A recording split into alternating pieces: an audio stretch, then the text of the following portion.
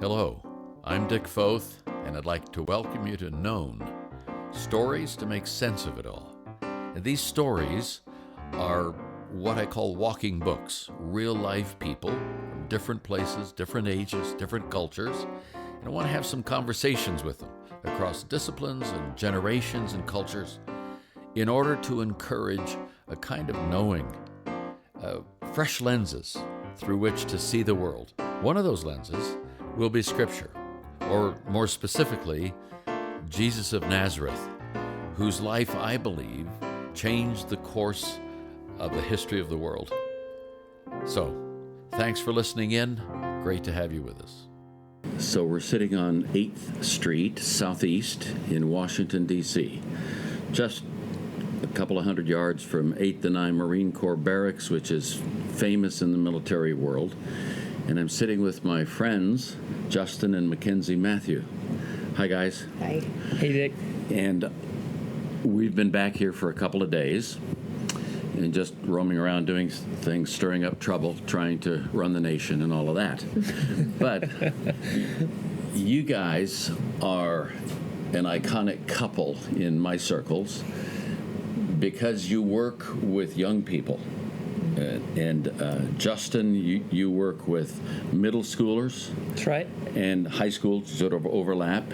And Mackenzie, you started with high school, now you're college and young adults. So we have a range from, 11 years old, 12 years old middle schoolers? 11. 11 to 30-ish, right here. So we're going to take a few minutes and just talk about that. I'm going to start with you, Justin. First of all, where did you guys meet? Just real quickly. Yeah, we met at a Young Life camp in Northern California. Okay. About how long ago? Golly. In 2007. Okay. And 10 years. did you like him right away, or? That's a funny long did. story. We started dating 6 months later. Yeah. So. Okay. Yeah. But you dated long distance. We did. You were in Tennessee. University of Tennessee, and Mackenzie's at Colorado State University. Mm-hmm. So you did that for how long? 3 years. 3 years. I know, which is like people think it's crazy that we survived that. So. But you did, and here you are, and you've been married now how long? 5 years in August. Okay. And you're throwing your life. You get up every morning to go and give your life away to young people or invest your life in young people. So I have grandchildren. Ruth and I have grandchildren who are middle schoolers. Talk to us about that age group that for a number of us, and maybe a number listening, scares the bejeebers out of us. Okay? So talk to us about your thoughts about that. Yeah, I love middle school students. I remember whenever I first got hired at the church, I didn't know really what I was getting myself into. Right. But middle school kids, I always say that they get kind of a bad rap. Most people are kind of too scared of them or afraid that they're going to just go crazy and they can't ever control them. But I always say the biggest thing about middle school students is just showing up, being available in their life, letting them know that you do care and you're not leaving in 4 months. Okay. Like most adults in their life, they're kind of coming and going, and just trying to be consistent, going to where they are, playing by their rules and their turf. So you coach basketball at a local middle school? I do. You're there? Yeah. You go to the restaurants where they're going to hang out? Yeah, I go to wrestling matches, I go to football practice, I go to track meets, and track meets are the easiest because kids are just standing around always, and there's really nothing for them to do other if it's not time for their meet. And so, I hang out with them, and I know that the students walk down to a little restaurant right before wrestling matches or track practices, and so I know that if I'm at that restaurant while they're there, then they have no choice but to hang out with me. Okay, so they're 11, let's say, when you start with them, and then the giant puberty hits, and they go to high school. And Mackenzie, talk to us about high school. You can both jump in and talk about high schoolers. I always say with middle school kids, when you pay attention, they just want you. They're just in with you. With a high school student, you have to earn it with them a little bit more. They're a little bit like, I don't know if you're cool enough. I don't know if I want you. I don't know if I want to hear from you. So I think there's similar principles when you show up, when you stick around long enough, but you kind of have to have a little bit of thicker skin. And to be like, kids I had countless kids ditch me, not want to hang out with me. High schoolers. Oh yeah. high schoolers, but there's something about pursuing anyone. Maybe that's any relationship, any age. When you show up, when you're invested, when you care, that pays off. So what I heard you say as we had previous conversations, that if you lock in with a middle schooler, they're your sort of friends for life. Is that correct? Yeah, I really believe that if you grow close with a middle school kid early, they're your friends forever. Totally. I don't know who says this. It's not me, but they say that middle school kids are all they want is for you to think they're cool. That's it. And then whenever you meet a high school kid for the first time, they're wondering if you are cool. Uh-huh. And so I always say that if you smile and laugh a whole bunch and be a friend, I really believe that middle school kids are your friends forever. And you have to be a little crazy, don't you? I mean, you have to do the crazy stuff, don't you? Yeah. And he does. I'm not suggesting you're crazy. Well, maybe I am. Yeah, maybe. Oh, definitely. So I have a friend. She's now in her 50s, but years ago, I said, "How are you doing?" I'll call her Joan. I said, "Joan, how are you doing?" And she said, "I have a 14-year-old son, and I have stupid written on my forehead." That's the high school. That's the high school deal. We have parents who hopefully are listening to this podcast.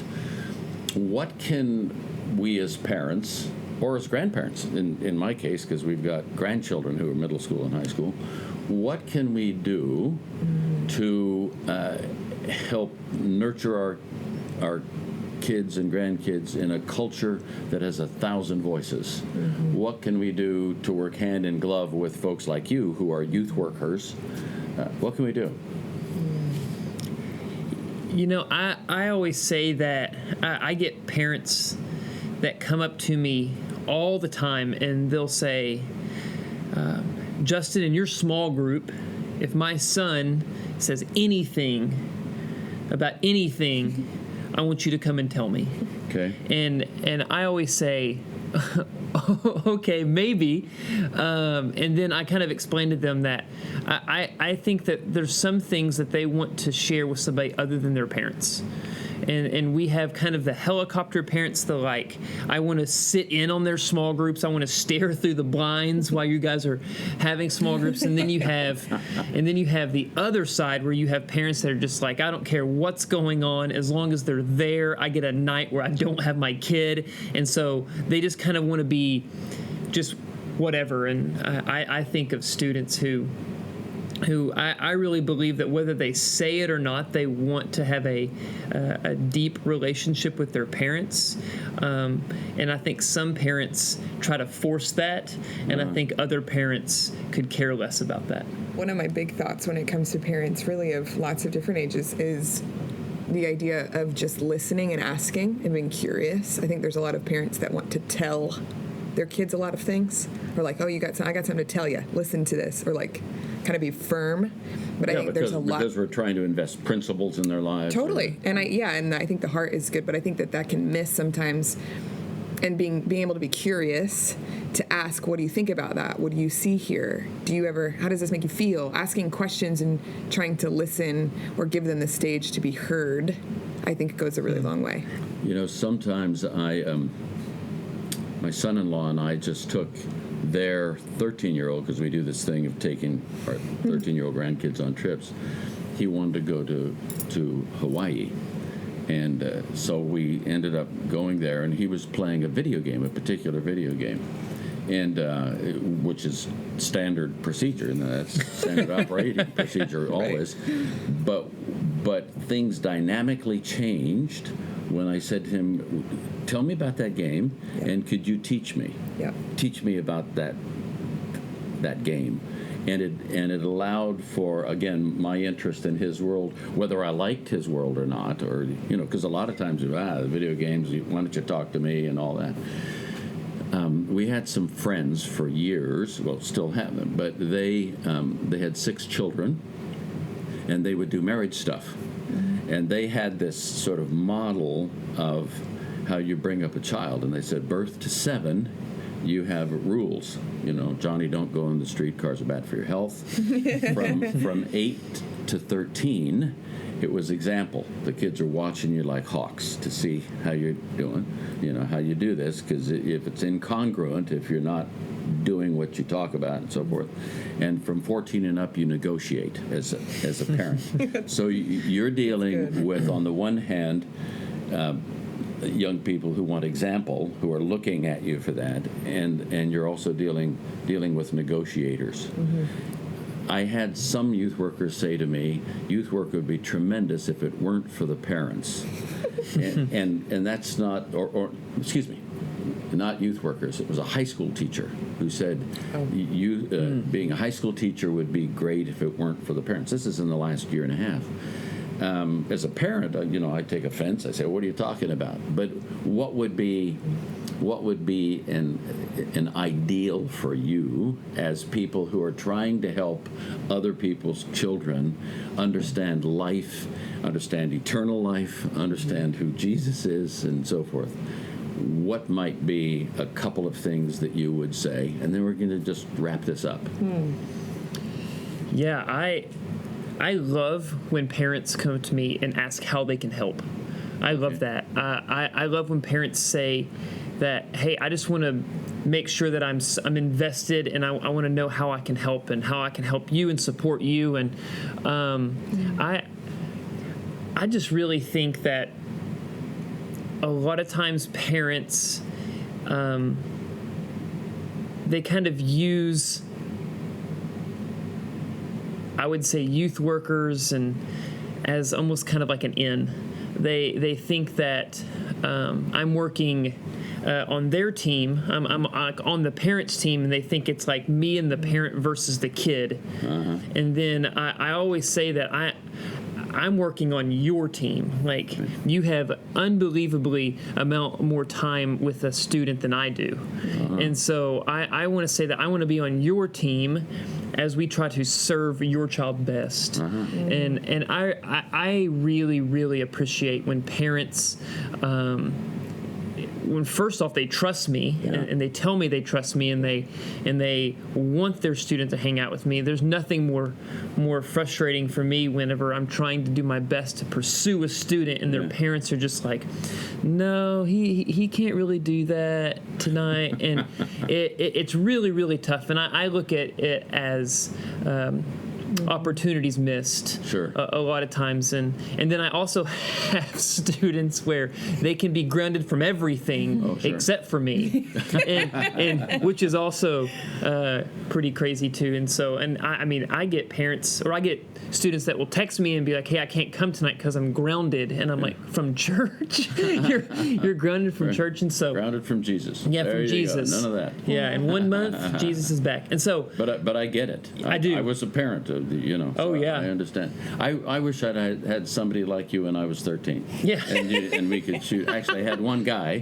who actually came and picked me up from junior high school, but when we called it junior high school, in the 9th grade, every Friday, and we'd go shoot hoops. Mm-hmm. And his impact on me was much larger than anything else I remember from junior high. Mm-hmm. Isn't that amazing?